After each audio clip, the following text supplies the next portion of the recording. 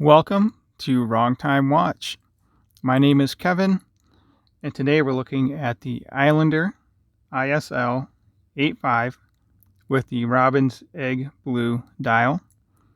Price for this is $349 from the Island Watch website. Before we get into the watch, let's take a quick look at the packaging. It's a simple cardboard box. Here's the lid. And then here's the rest of the box with the cushion here. And I did remove 4 links. So let's put that off to the side and we'll take a look at the watch. I do also have the ISL-38, very similar watch, same case.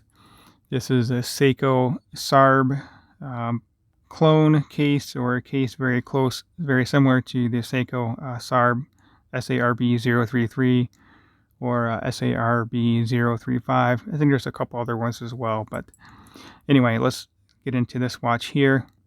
So this one has a smooth bezel, and it has the, I don't know if I can call this what we know it is, the O style bracelet. I don't want to get in trouble for copyright infringement.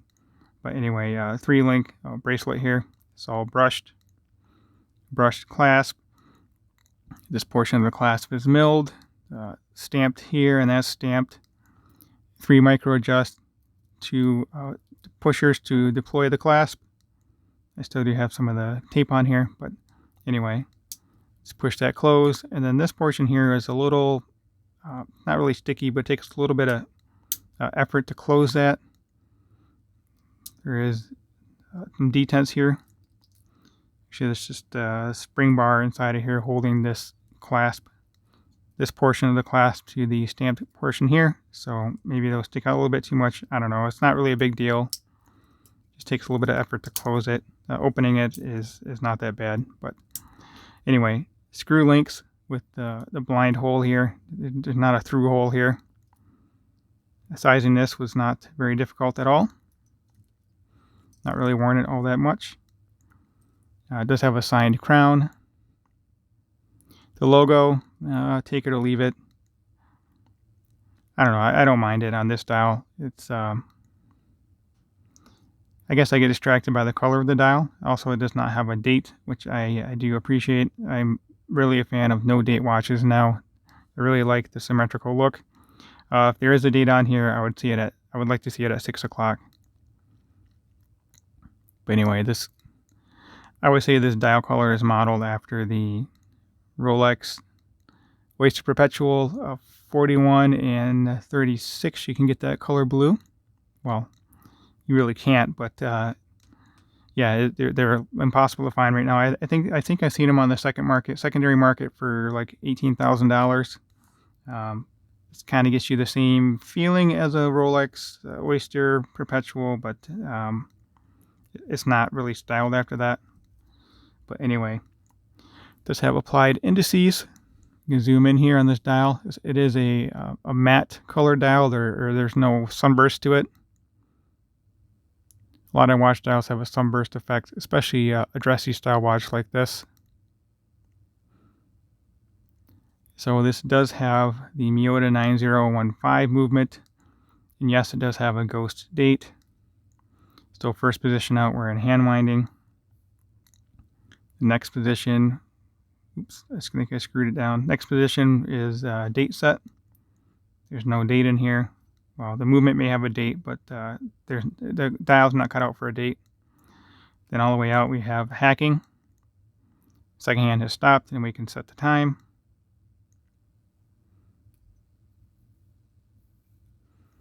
This is a flat sapphire crystal with AR coating applied to the underside, I believe.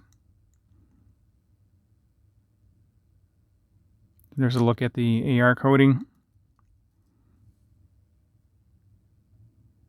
So the bezel is polished, the case top is brushed, and then polished on the sides. We have this little cutout here. It's a nice feature. Makes it look a little bit different from other watch cases. This watch wears very comfortably on wrist. Let's take a quick look at the movement. does have some decoration to it. I like how it looks. I really like the Miyota 9000 series movements, as you get the 8 beats per second. Power reserve is 42 hours. And again, it's hacking and hand winding. So on the case back here, it says Sapphire 100 meter, Islander, and then 9015. So let's zoom back out here and we can go over the dimensions. So it does have the male end links here, the fixed center links of the end link. This is solid end links, solid links. So it wears very nicely on wrist. But anyway, I took the measurement from these two end links here at 48 millimeter. And then the lug to lug of the case itself, I have at 44.5 millimeter. Case diameter, it's listed on the website at 38. I was getting about 38.3 or so. So I'll take the manufacturer's dimension on diameter. It's not really that easy to measure it precisely. 10.5 thick, so nice and thin. Another great thing about the 9000 series movement is they're thin, unlike the Seiko NH35. Sorry, 10.5. I think I said that. Kind of lost track of what I was saying. Bracelet tapers from 20 down to 16, so very comfortable on wrist. And the crown is 6.5 millimeter.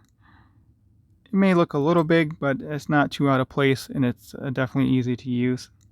And again, that is a signed crown.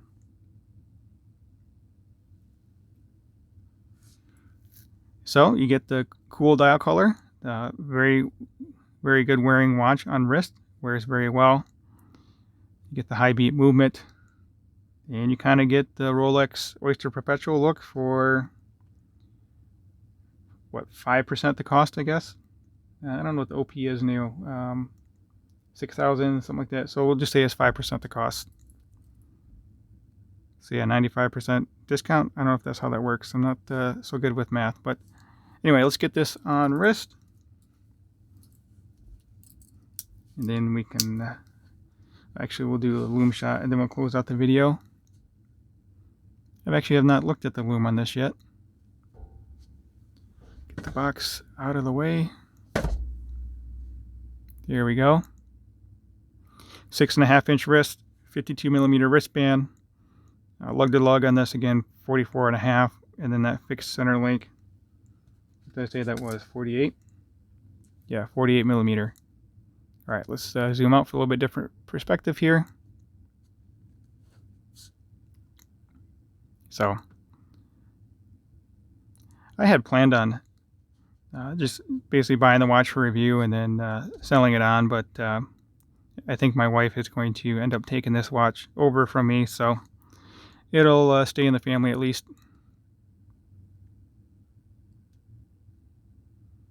All right, we'll pause the video and I'll come right back with the Loom.